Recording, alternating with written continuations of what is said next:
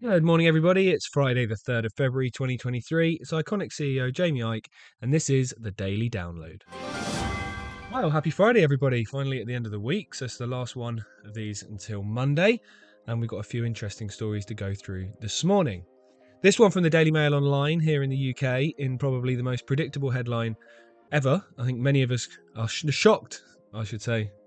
Not shocked, let's be honest. Gender-neutral toilet was more favourable to men, says judge, as he rules town council against discriminating women. Now, I don't know about you, but I saw this coming.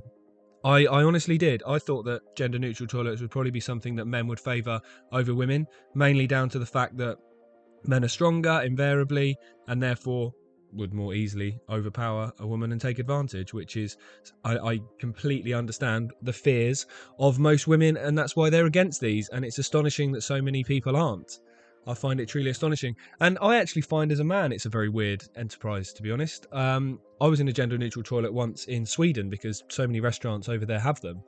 And it's weird. It's really weird. You're washing your hands next to a woman. You're stood having a wee at the urinal with a woman stood behind you washing her hands.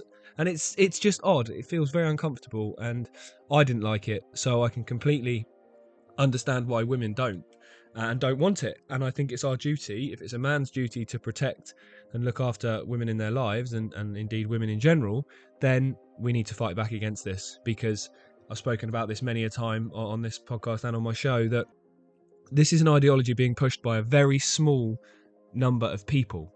I saw a clip last night from an interview on GB News with a lady who was talking about the fact that the Labour leader in the UK, Keir Starmer, can't describe what a woman is. He can't articulate that. He says he doesn't know.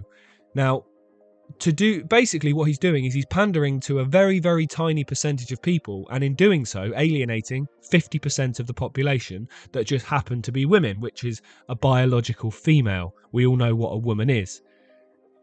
People's thoughts and people's ideologies can't change biological facts. A woman is what a woman is. You can't just change your gender.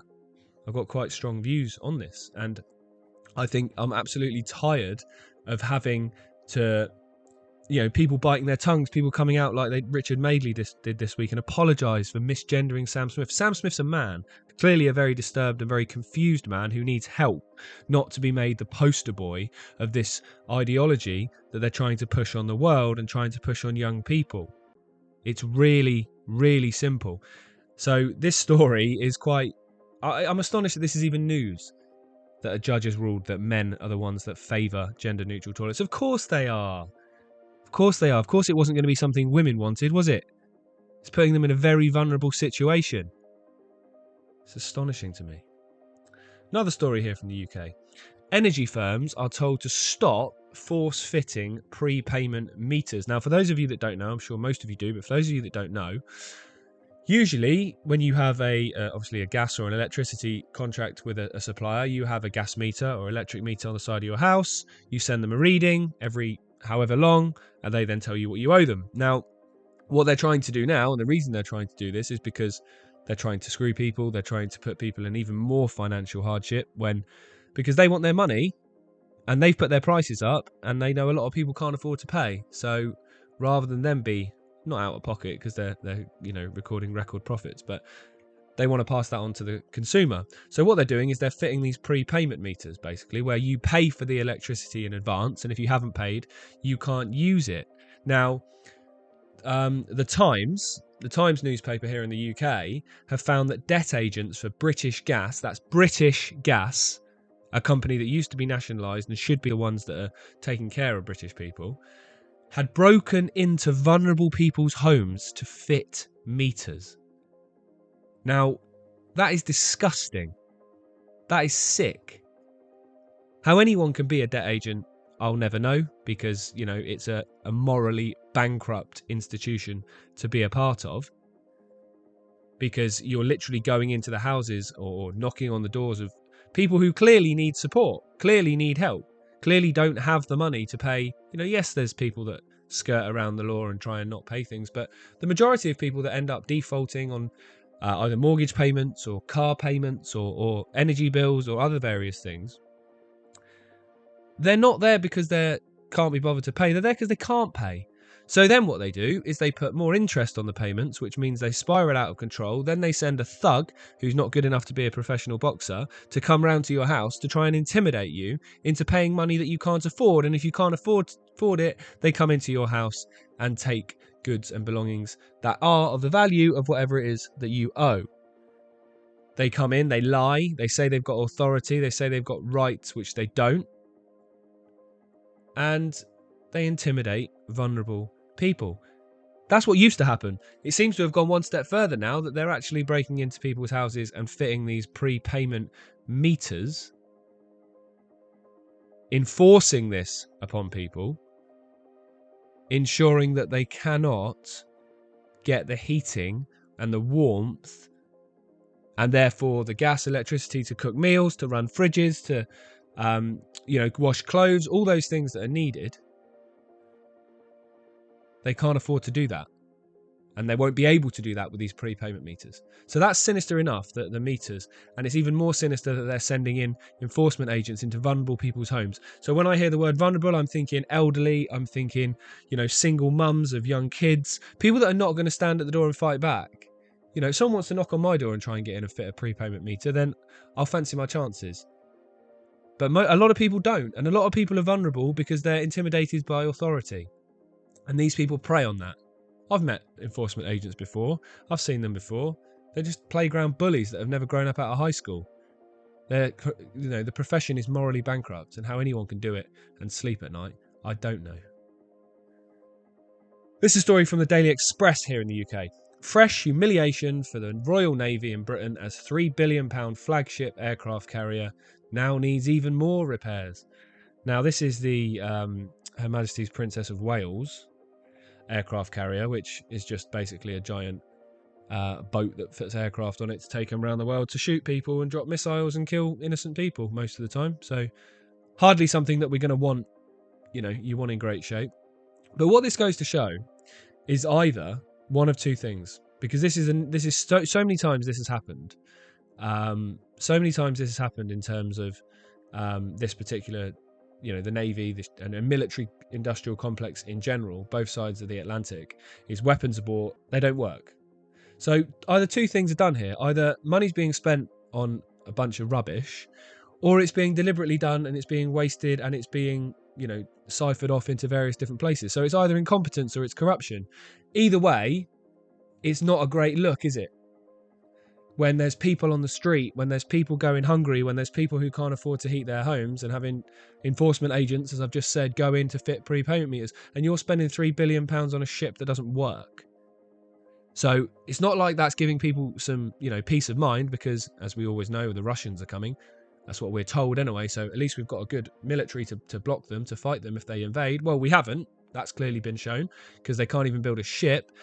And they're also spending billions of pounds of taxpayers' money, of our money, that could be used to look after the elderly, look after the vulnerable, look after the people that need our support. Instead, it's going to military companies that are, producing these products and things that clearly don't work. So one way or the other, whatever way you look at it, it ain't great. It's not a great look, and it's not something that we should be happy to accept. The final story I want to talk about today is actually a story that I wrote myself. It's up on Ickonic at the moment. I won't go into too much detail on it because I don't want to get into a fist fight with anybody. But what I want to talk about here, just to finish this up this week and give you something to think about over the weekend, is we complain about the establishment all the time, and rightly so. It's corrupt, it's disgusting in the way it carries on. But it's efficient and it's organised. And although they may have their, the right, the left, the centre, they may disagree on so many things, or apparently disagree. When it comes to things that are the agenda, they're in unity against us. That's why they always get somewhere with it. Now, we're not. As an independent, as an alternative, up until 2020, we couldn't organise very much, to be honest. There was this resistance movement, but it wasn't unified. It wasn't organised particularly well. Now, COVID brought out a lot of good things. There's been some great protest organisers. There's been, things like the Light Paper, things like Stand in the Park. I'll add us in there as well. Things like Ickonic that have come out that are there and are organised and are efficient and are doing good work. But what still plagues the independent media and alternative media is infighting between people. What I find is that my attitude, which is free speech for all, and everyone has the right to an opinion, you have the right to disagree. But if ultimately our agenda is to make the world a better place and to bring down this system and, implement a new one free of corruption, that's much more fair, that works for the people rather than for the rich, as long as we can agree on that, the details and the finite, belief systems of everything else, we can probably go back to arguing later. But in the alternative, it seems to be like this. Someone says something I can agree with, or someone can agree with 95% of what they say. But if they're not a flat earther or a vegan or a pro-Trump supporter or anything like that, they then all of a sudden get dismissed, called a shill, called controlled opposition. I can agree with 5% of what you say. And if the 5% means that we're on the same page and we're going to end up on the right side of history, I don't care about the other 95% at that particular moment. Providing you're not, a racist and trying to cause hatred, which you wouldn't be if you're trying to make the world a better place, then let's unify, let's go in the same direction, let's pull in the same direction, and let's try and bring this down.